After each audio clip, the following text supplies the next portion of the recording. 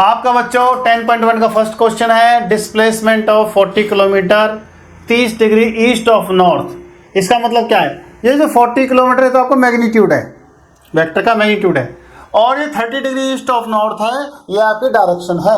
तो ये ईस्ट आपका, ये आपका वेस्ट, ये आपका नॉर्थ, ये आपका साउथ। अब आपको पढ़ना चाहिए ईस्ट ऑफ नॉर्थ, नॉर्थ के तरफ ईस्ट, तो आपका एंगल जो 30 डिग्री है वो ये आपका 30 डिग्री, ये वाला एंगल बनेगा 30 डिग्री ईस्ट ऑफ नॉर्थ, ये 40 किलोमीटर, ये आपका वेक्टर बन गया 30 degree east of north 40 kilometre. हमें एक वेक्टर चाहिए 40 किलोमीटर का मैग्नीट्यूड हो, 30 डिग्री ईस्ट ऑफ नॉर्थ हो। जो बाद में लिखा है उसके साथ ही हम डिग्री का एंगल बनाएंगे। और ईस्ट ऑफ नॉर्थ का मतलब है नॉर्थ ईस्ट, ये आपका नॉर्थ ईस्ट है, ये आपका नॉर्थ वेस्ट है, ये आपका वेस्ट साउथ है, ये आपका ईस्ट साउथ है।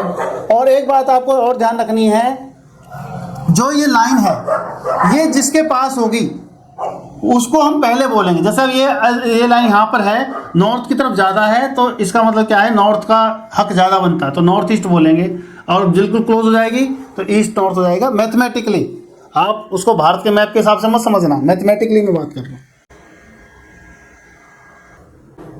सेकंड क्वेश्चन है बच्चों आपका, इसमें से आपको वेक्टर क्वांटिटी और स्केलर क्वांटिटी छांटनी है। Vector quantities are those quantities that have magnitude and direction both, but scalar quantities are those quantities which have magnitude only. तो ये पहली क्वांटिटी आपकी, क्योंकि इसमें सिर्फ 10 kg वेट है, कोई इसमें डायरेक्शन नहीं है, ये आपके होगी स्केलर। दूसरी देखिए 2 मीटर नॉर्थ वेस्ट, अब देखो ये मैग्नीट्यूड हो गया, ये आपकी डायरेक्शन हो गई, तो ये क्या कैसी क्वांटिटी हो गई, वेक्टर। यहाँ ये 40 डिग्री वॉट, कोई डायरेक्शन नहीं है, तो ये हो गई आपकी स्केलर। फिर आइए 40 वॉट, कोई डायरेक्शन नहीं, तो ये हो गई आपकी स्केलर। 10 की पावर -19 कूलम्स किसकी यूनिट है, चार्ज की, तो कैसी है, स्केलर, कोई डायरेक्शन नहीं है इसमें। लेकिन ये क्या है, 20 मीटर पर सेकंड स्क्वायर, ये है एक्सक्लेरेशन। व्हाट इज एक्सक्लेरेशन, वेलोसिटी की rate of change of velocity per unit second is called acceleration. तो इसमें आपकी डायरेक्शन होती है एक्सेलेरेशन, तो ये हो गई आपकी वेक्टर क्वांटिटी। सो नोट कर लीजिए। अगला क्वेश्चन, थर्ड क्वेश्चन है बच्चों, क्लासिफाई वेक्टर एंड स्केलर। इसमें भी आपको वेक्टर और स्केलर ही छांटने हैं। पहला है टाइम पीरियड, टाइम की कोई डायरेक्शन नहीं होती बच्चों, इसलिए हो गया स्केलर। दूसरा है डिस्टेंस, एक होता है वर्ड डिस्टेंस, एक होता है डिस्प्लेसमेंट। डिस्टेंस की कोई डायरेक्शन नहीं होती, डिस्प्लेसमेंट की होती है, तो डिस्टेंस आपका है स्केलर क्वांटिटी, स्केलर। एक है, अच्छा फिर आता है आपको फोर्स हमेशा डायरेक्शन वाला होता है, इतना फोर्स इस डायरेक्शन में, इतना फोर्स इस डायरेक्शन में, तो फोर्स जो है आपकी वेक्टर क्वांटिटी है। वेलोसिटी, एक शब्द होता है वेलोसिटी, एक होता है स्पीड। वेलोसिटी वेक्टर क्वांटिटी है, याद रखने के लिए V for velocity, V for vector. Velocity की डायरेक्शन होती है हमेशा, कोई ना कोई डायरेक्शन देगा, ईस्ट वेस्ट नॉर्थ साउथ, कुछ भी देगा, इतने डिग्री इस डायरेक्शन में, इतना डायरेक्शन में, वो होती है vector quantity. Work done is scalar quantity, इसकी कोई डायरेक्शन नहीं होती। नोट कर लीजिए। फोर्थ क्वेश्चन है बच्चों, हमें एक फिगर दिया गया है वेक्टर से बना हुआ, इसमें हमें क्वेश्चन बताने हैं। जैसे हमें ये सी वेक्टर है, ये ए वेक्टर है, बी दिया हुआ, डी दिया हुआ, इनकी डायरेक्शन भी दी हुई है। सबसे पहले हमें पूछना है, उसने पूछा है coinitial vector. Coinitial vector कौन से बताया था कल आपको, coinitial vector are those vector where, मतलब उनका इनिशियल पॉइंट एक ही होता है, वो एक ही पॉइंट से शुरू होता है, दैट इज कॉल्ड को इनिशियल वेक्टर्स। तो आपके को इनिशियल पॉइंट देखो, आप को इनिशियल वेक्टर कौन से हैं, तो ये जो पॉइंट है आपका, यहां से देखो एक वेक्टर जा रहा है, एक वेक्टर जा रहा है, तो इसका मतलब A and D vectors are coinitial vectors. Second पूछा है उसने इक्वल वेक्टर्स। इक्वल वेक्टर वो होते हैं जो मैग्नीट्यूड सेम हो और जिनकी डायरेक्शन भी सेम हो।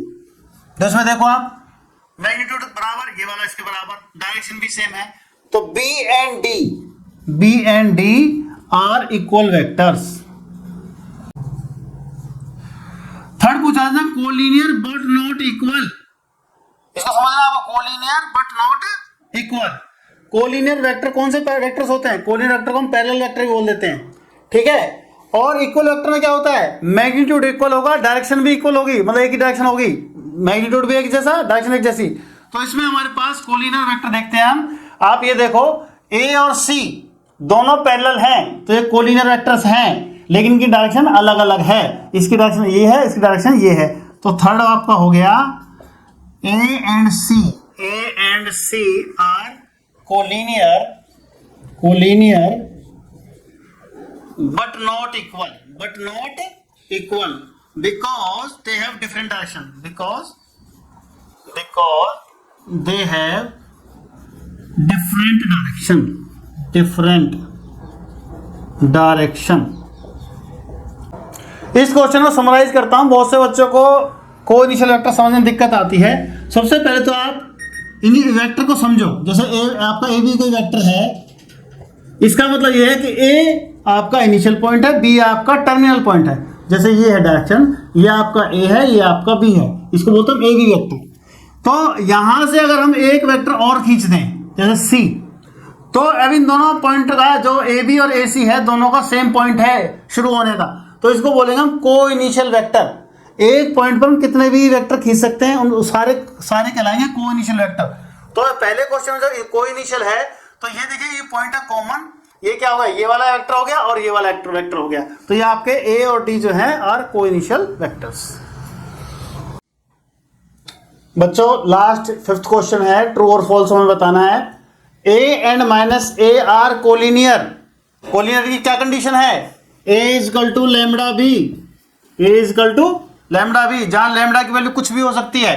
तो यहां पर अगर हम कहें कि लैम्बडा की वैल्यू -1 है, तो ये आपका ए जो है -a बन जाएगा। और वैसे भी ए वेक्टर अगर ऐसे है तो -a आपका ऐसे है, तो ये कोलिनियर हो सकते हैं, डायरेक्शन अपोजिट है, कोई दिक्कत नहीं है, कोलिनियर हो सकते हैं, ठीक है। तो हमारा ये ट्रू है। अगला है two collinear vectors are always equal in magnitude. नहीं, ऐसा जरूरी नहीं है। जैसे ए कोई वेक्टर है हमारे पास i प्लस जे प्लस के, और कोई बी वेक्टर है 2i plus 2j plus 2k। अब आप देख रहे हो अगर हम इसमें से दो कॉमन ले लें, स्केलर कॉमन ले लें, i प्लस जे प्लस के, तो ये आपका कितना हो गया? ये आपका हो गया 2a। तो आप ये देखो अगर इनका मैग्नीट्यूड निकालें, a magnitude is equal to 1 square plus 1 square plus 1 square, that is √3। और इसका मैग्नीट्यूड निकालें तो हम 2 square plus 2 square plus 2 square, that is √12। तो रूट ये √3, ये √12, ये मैग्नीट्यूड बराबर नहीं है, लेकिन इनकी डायरेक्शन सेम है। आप b equal to 2a collinear vector है, हमारी condition a equal to lambda b वाली पूरी हो रही है, तो ये हमारा फॉल्स आएगा, फॉल्स। अगला question, two vectors having same magnitude are collinear. No, जरूरी नहीं है। जैसे आपका कोई a वेक्टर है, वो है i plus 2j plus k, जबकि v वेक्टर है आपका i 2i plus j plus k। अब आप अगर इनका इसी मेथड से मैग्नीट्यूड कैलकुलेट करते हैं तो इसका √6 आएगा और इसका भी √6 आएगा। लेकिन आप क्या पाते हो, यहाँ पर i के और a और b की डायरेक्शन अलग अलग है। यहाँ पर जो i plus 2j plus 2k है और यहाँ पर 2i plus j plus k है। इसका मतलब क्या है, x एक्सिस के अलॉन्ग हम 1 यूनिट चले, y एक्सिस के अलॉन्ग हम 2 यूनिट चले, और z एक्सिस के अलॉन्ग हम 1 यूनिट चले। और इसका है x एक्सिस के अलॉन्ग हम 2 यूनिट चले, y के अलॉन्ग हम 1 चले, और z के अलॉन्ग भी हम 1 चले। तो इन दोनों की डायरेक्शन अलग अलग है, तो ये भी आपका फॉल्स। ये निशान गलती से लग गया, ये मैं हटा रहा हूं, ये मैग्नीट्यूड का निशान लग गया, हटा दे। अब देखो आप इनको मैग्नीट्यूड निकालोगे तो वो एक जैसे आएंगे, लेकिन फिर भी ये फॉल्स है क्योंकि इनकी डायरेक्शन अलग अलग है। अगला है टू कोलिनियर वेक्टर्स। अगला है two collinear vectors having the same magnitude are equal. दो कोलिनियर वेक्टर हैं, उनका मैग्नीट्यूड सेम है और वो पूछ रहा है वो इक्वल होगा। नहीं, अगर आपके पास मैग्नीट्यूड और डायरेक्शन दोनों बराबर हों, दोनों इक्वल हों, तभी हमारे वेक्टर जो है इक्वल होंगे, अदरवाइज तो नहीं। तो ये भी हमारा आएगा फॉल्स। मैग्नीट्यूड और डायरेक्शन दोनों सेम होने चाहिए, तब जाके इक्वल वेक्टर कहलाते हैं।